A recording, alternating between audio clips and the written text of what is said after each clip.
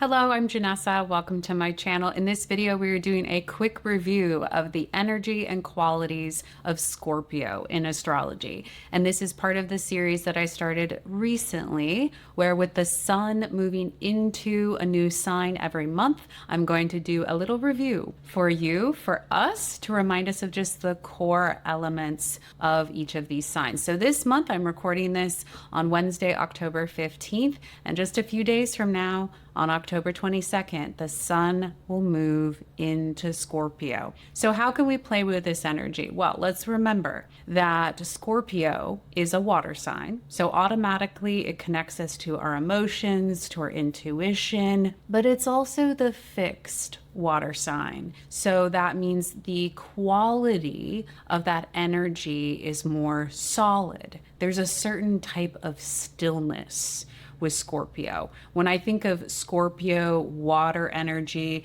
it's not like Pisces water energy, which is a little bit more mutable, free flowing, like the open ocean, or Cancer. I think of the rhythm and predictability of the waves crashing against the shore. Scorpio water energy, it's the depths of the sea. You know, the part of Planet Earth or some of those documentary specials where they take us down into the depths, where usually we don't have access to much light. And just how different that underwater world is. It can feel almost like a different dimension in some ways. So those energies, those qualities come to mind with Scorpio. And Scorpio traditionally is ruled by the planet Mars. So Mars brings in its core essence of separation, of severing, of pulling apart. And I think that that can contribute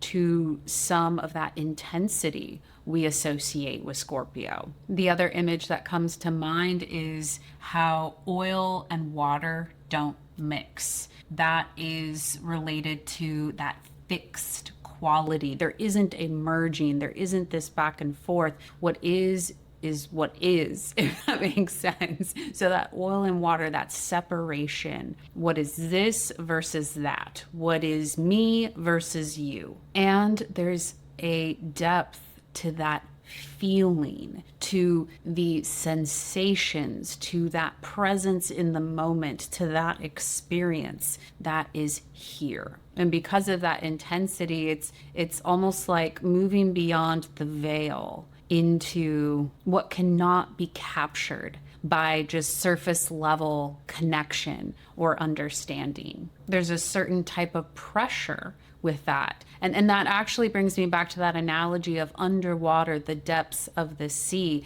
Isn't it true? Correct me if I'm wrong, but I think it's true that at those depths, there's such an intense pressure from the weight of that water. And keep in mind, too, what we can learn from reflecting on not only the fact that Mars rules the sign of Scorpio, but that Venus is in its detriment in the sign of Scorpio, and the moon is in its fall in the sign of Scorpio. And I remember when I was first reflecting on this, I was a little confused, because if the water element is more of that intuitive, emotional experience, then why is a planet like Venus so challenged in that sign potentially, or the moon not able to express itself in its more expected way? Because I want to be clear, it doesn't always mean that those are negative placements for people. It's just that the way that Venus expresses in Scorpio is going to present very differently than how it would express in, let's say, Libra or Taurus, a sign that it rules. And I think that's part of the distinction we're making between Mars as the planet that separates, that severs, versus Venus moving in the opposite energetic direction with bonding, with attaching. And the moon, even though the moon rules Cancer, another water sign, when we think about some of those qualities, which we'll get into once we get to Cancer season in a few months, the qualities associated with Cancer, with caretaking and connecting. Well, if Mars, severance, separation rules Scorpio, potentially disrupts a bit of that expression of the moon. So that caretaking might show up very differently. And with Venus, that experience of attaching or bonding might show up differently when those planets are in the sign of Scorpio. And I think that this is a great time right now in October of 2025 to reflect on the Scorpio energy in your chart, because as we move towards the sun ingress into the sign of Scorpio, we're also going to have Mercury in Scorpio. We will have Mars in Scorpio. So this gives us some opportunities to collect information about what happens in our charts, the house that's associated with Scorpio. What are those life events that you're seeing over the course of this month?